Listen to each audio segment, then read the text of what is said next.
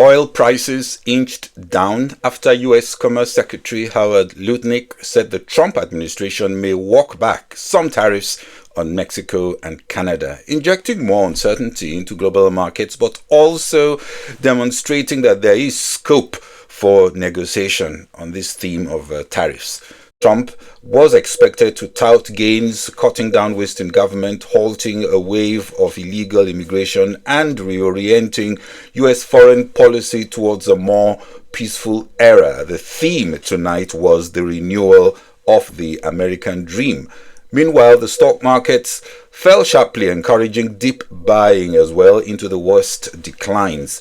Fear of many unknown possibilities also helping out safe haven gold. All this as markets braced for remarks from the U.S. president to a joint session of Congress, the first in his term, and sure to put a positive spin on 6 weeks with a record of over 80 executive orders. A bit too many, some will say. Shock and awe, but not lacking in intensity, ambition, and speed towards the vision that about half of the country buy into. The big questions: is there some silver lining in what some see as chaotic flames? Does this speech move the needle for the other half not sold on the vision? Does it calm the uncertainty spooking markets after an euphoria over lower taxes, less regulation, and pro-business policies that has all but evaporated? And how should the rest of the world be positioning for this unusual presidency? Is this a blip or something that could last for long? Beyond blaming Biden for what is still not right, like inflation, and taking credit for what is showing early gains, like arresting illegal immigration, analysts will want to understand the roadmap ahead. Hello, welcome to Global Business Insights, where we look deeper at the main business stories.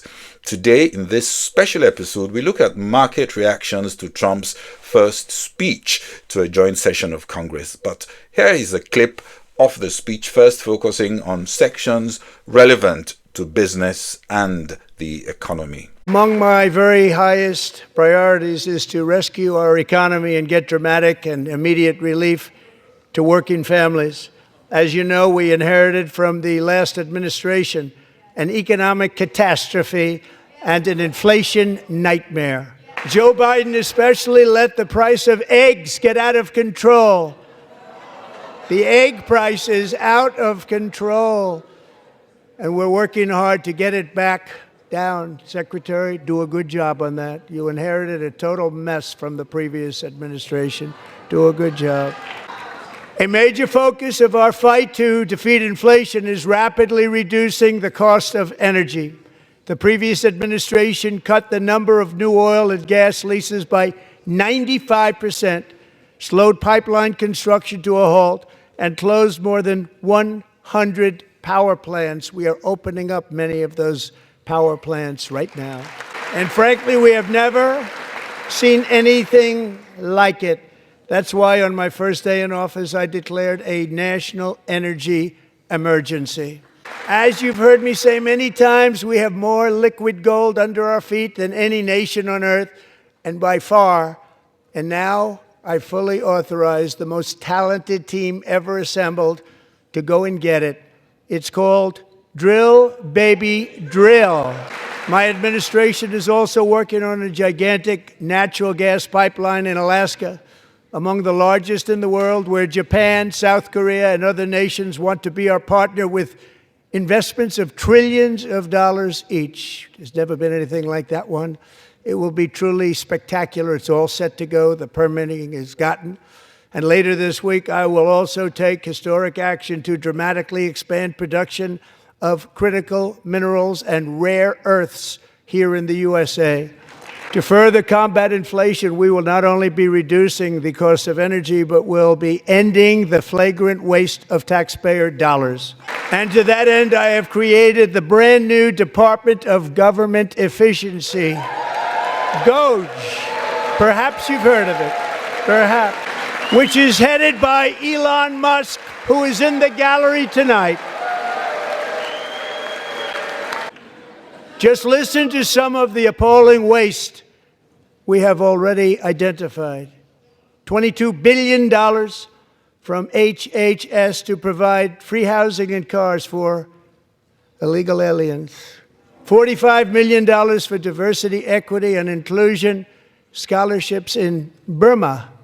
$40 million to improve the social and economic inclusion of sedentary migrants. Nobody knows what that is. $8 million to promote LGBTQI+ in the African nation of Lesotho, which nobody has ever heard of. $60 million for indigenous peoples and Afro-Colombian empowerment in Central America. $60 million. $8 million for making mice transgender. This is real. $32 million for a left-wing propaganda operation in Moldova. $10 million for male circumcision in Mozambique. $20 million for the Arab Sesame Street in the Middle East. $1.9 billion to recently created Decarbonization of Homes Committee, headed up, and we know she's involved. Just at the last moment, the money was passed over by a woman named Stacey Abrams. Have you ever heard of her? A $3.5 million consulting contract for lavish fish monitoring. $1.5 million for voter confidence in Liberia. $14 million for social cohesion in Mali. $250,000 to increase vegan local climate action innovation in Zambia. $42 million for social and behavior change in Uganda. $14 million for improving public procurement in Serbia.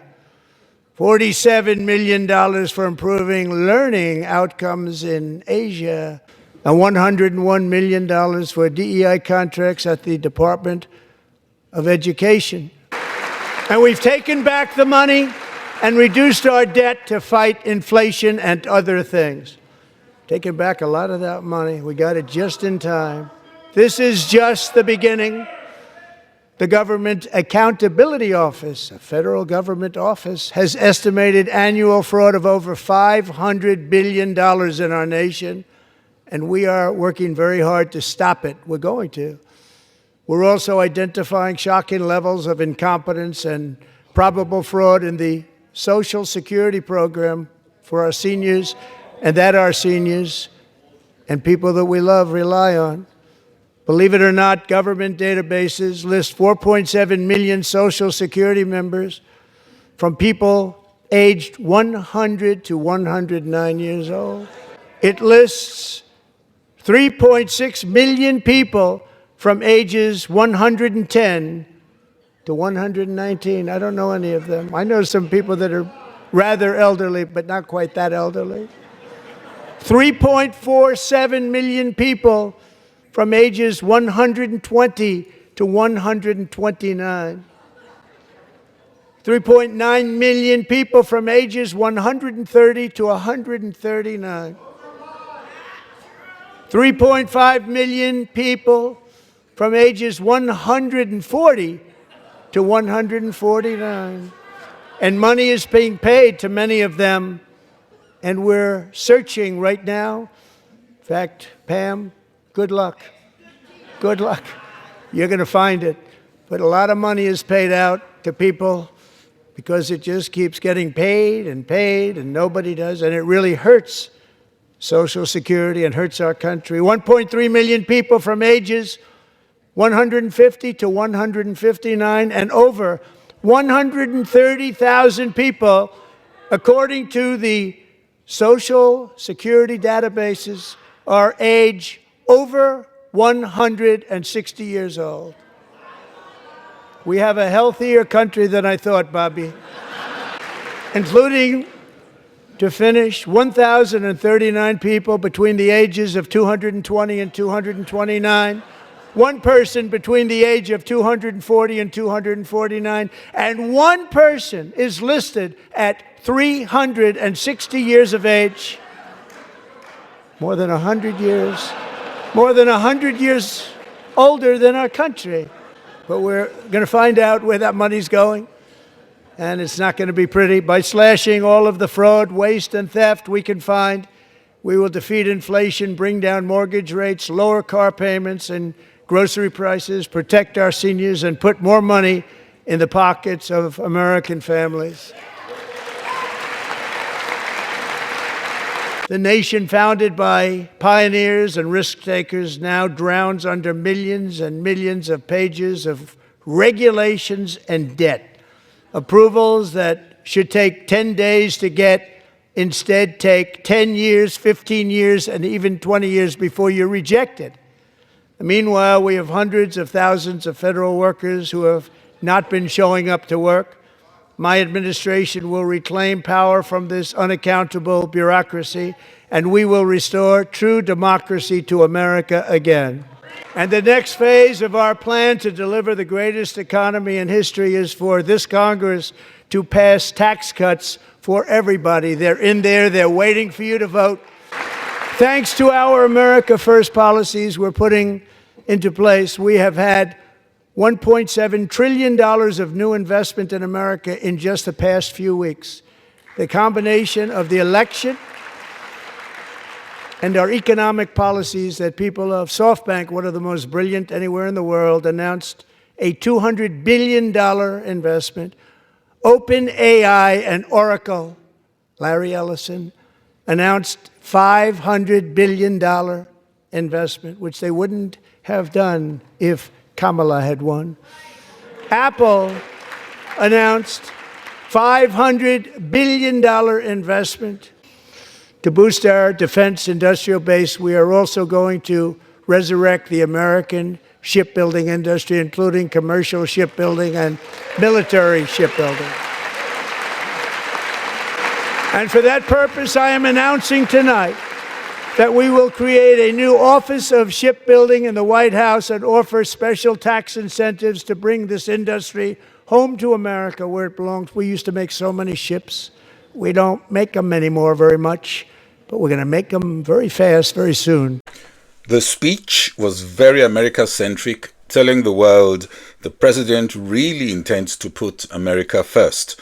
Almost 2 hours full of optimism and inspiration, but perhaps not enough to bridge the vast divide in public opinion or to win converts to the vision.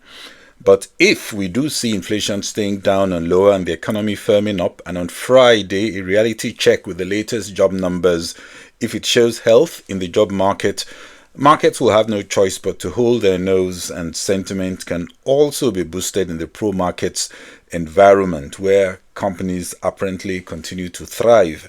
It seems Trump has made peace with Zelensky. We have to wait for what comes next on that front. But for now, it is less than 2 months into this presidency and still too early and too noisy to make any clear determination. But fair to say it is a decent but turbulent start.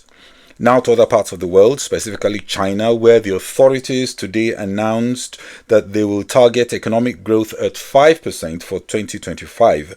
Also, China will target CPI at 2%, also for 2025. Today, we got China's Services Purchasing Managers Index unexpectedly firming up to 51.4 in February from 51 in January, also higher than expectation for a 50.8 reading.